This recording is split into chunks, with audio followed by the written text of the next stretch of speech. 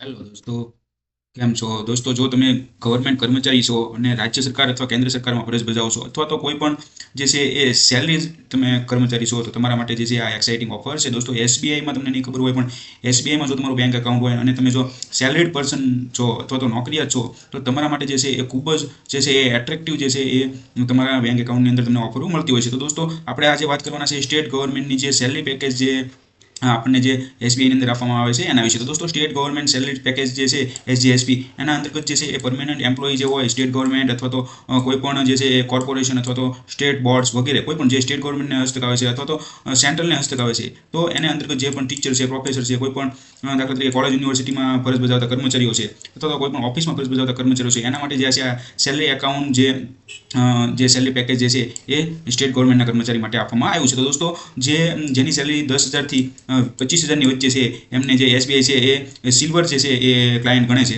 અને 25,000થી જો તમારી સેલરી 50,000ની વચ્ચે હોય તો તમને ગોલ્ડ ક્લાયન્ટ ગણે છે, અને 50,000થી લાખની વચ્ચે જો તમારી સેલરી હોય તો ડાયમંડ તમને ક્લાયન્ટ તરીકે છે એ ગણે છે, અને 1,00,000ની ઉપર હોય તો તમે પ્લેટિનમ ક્લાયન્ટની અંદર જે છે એ તમારી ગણતરી થતી હોય. તો દોસ્તો, તમે નેટ બેન્કિંગની અંદર જઈને લોગિન થઈને જોશો તો જે તમારું જે હોમ પેજ હોય છે એની અંદર જે છે એ તમારી કેટેગરી છે એ તમારા પગાર પ્રમાણે જે છે એ અહીંયા તેમાં દર્શાવેલી હોય છે. તો તમે એ જોઈને ચેક કરી શકો છો કે તમને ક્યાં ક્યાં લાભો મળે છે. તો દોસ્તો, ખૂબ જ એક્સાઇટિંગ લાભો જે છે એ જે આ એમ્પ્લોય જે હોય છે એને મળતા હોય છે. તો ચાલો, ક્યાં ક્યાં લાભો મળે છે એના વિશે આપણે ચર્ચા કરીએ. દોસ્તો, ઝીરો બેલેન્સ એકાઉન્ટ જે છે એ ફેસિલિટી છે એ આ કર્મચારીઓ માટે હોય છે. એ સિવાય ફ્રી અનલિમિટેડ ટ્રાન્ઝેક્શન કોઈ પણ એટીએમમાં છે, કોઈ પણ બેંકના એક એટીએમમાં છે એ એમને પૂરા પાડવામાં આવશે. એમના ઉપર કોઈ પણ ચાર્જ લાગતો નથી. તમને ખબર છે કે બીજા કોઈ પણ વ્યક્તિઓ જો છે જે સેલેરીડ પર્સન નથી હોતા અથવા સ્ટેટ ગવર્મેન્ટ અથવા સેન્ટ્રલના કર્મચારી નથી હોતા, એ સિવાયના કોઈ પણ વ્યક્તિ હોય છે, એ જો બેંકમાં જે છે એ મહિનામાં 5 ટાઈમથી વધારે વાર જો એ ટ્રાન્ઝેક્શન કરે તો એ જે છે એ બેંકવાળા એના ઉપર ચાર્જ લગાડતા હોય છે. પણ અહીંયા જે છે એ તમને કોઈ પણ ચાર્જ જે છે એ આ કર્મચારીઓ ઉપર લાગશે નહીં. એ સિવાય પર્સનલ એક્સિડન્ટ ઇન્સ્યોરન્સ જે છે એ ડેથના કિસ્સામાં જે છે, મરણના કિસ્સામાં છે એ 20 લાખ સુધી છે એ તમને પૂરું પાડવામાં આવે છે. હેર એક્સિડન્ટ ઇન્સ્યોરન્સ છે એ ડેથના કિસ્સામાં જે છે એ 30 લાખ સુધી આપવામાં આવે છે. એ સિવાય પણ દોસ્તો જે છે personal loan, home loan, car loan અથવા એજ્યુકેશન લોન જો આ કર્મચારીઓને લેવી હોય તો ખૂબ જ એટ્રેક્ટિવ રેટ ઉપર જે બીજાને મળે છે એના કરતાં સસ્તા દરે જે છે એમને પૂરી પાડવામાં આવે છે. અને આ લોન કરવાના જે પ્રોસેસિંગ ફી હોય છે એની અંદર પણ જે છે એ 50% સુધીની જે છે એ ઓફ છે એ આ કર્મચારીઓને કરી દેવામાં આવતી હોય છે. લોકરમાં પણ જે છે 25% સુધી છે એ એમનો ચાર્જ માફ થતો હોય છે.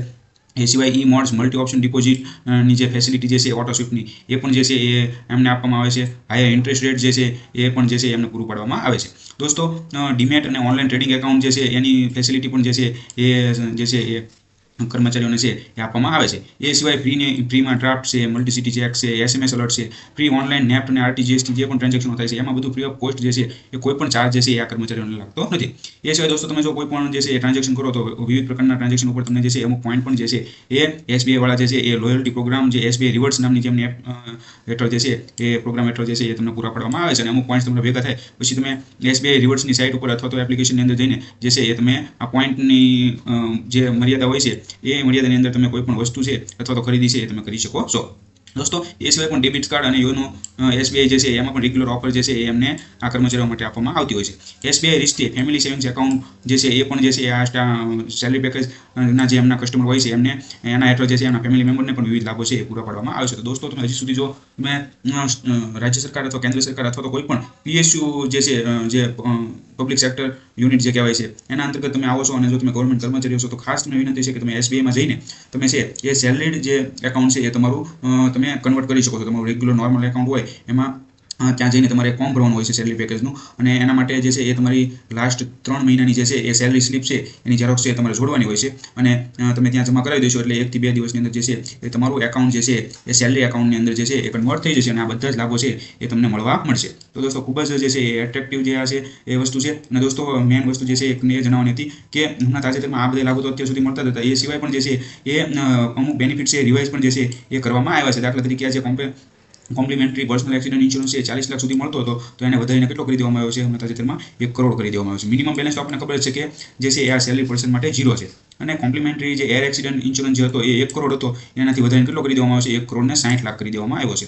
પછી પરમેનન્ટ ટોટલ ડિસેબિલિટી જે કવર ઇન્સ્યોરન્સ છે એ 40 લાખથી વધારીને કેટલો કરી દેવામાં આવ્યો છે 1 કરોડ કરી દેવામાં આવ્યો છે. પરમેનન્ટ પાર્ટિયલી ડિસેબિલિટી ઇન્સ્યોરન્સ કવર જે છે એ 20 લાખથી વધારીને 80 લાખ કરી દેવામાં આવ્યો છે. ગ્રુપ ટર્મ લાઈફ ઇન્સ્યોરન્સ જે છે એ જે નીલ હતો એનાથી વધારે કેટલો કર્યો છે 10 લાખ એ કર્યો છે. એ સિવાય પણ દોસ્તો સુપર ટોપ અપ હેલ્થ ઇન્સ્યોરન્સમાં જે છે એ આ પ્રકારનું જે છે આખી ફેસિલિટી છે એ તાજેતરમાં બધી રિવાઇઝ કરવામાં આવી છે. તો તમે ખાસ જો તમે સેલેરી પર્સન હો અને હજી સુધી તમને આ જે છે એ જે આ સ્ટેટ ગવર્મેન્ટ સેલરી પેકેજની યોજનાનો જો તમને ખબર ન હોય તો તમે બેંકમાં જઈને જે તમારું છે એ એકાઉન્ટ જે છે એ સ્ટેટ ગવર્મેન્ટ સેલરી પેકેજની અંદર છે એ કન્વર્ટ કરાવી શકો છો. Thank you.